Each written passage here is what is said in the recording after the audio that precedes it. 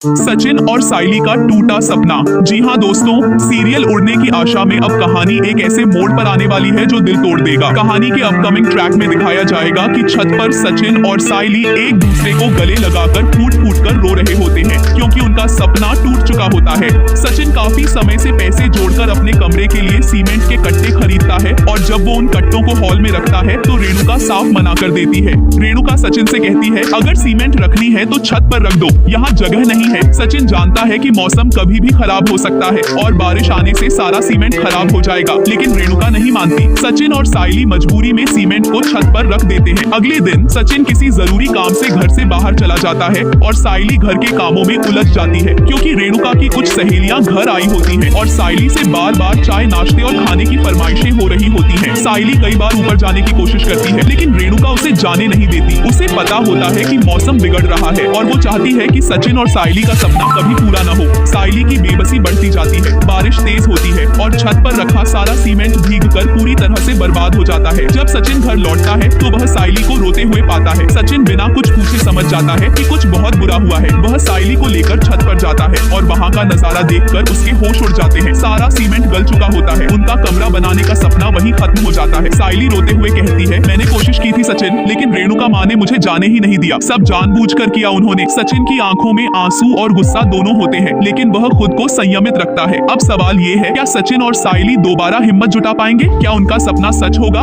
या टूटेगा हमेशा के लिए? देखते रहिए उड़ने की आशा।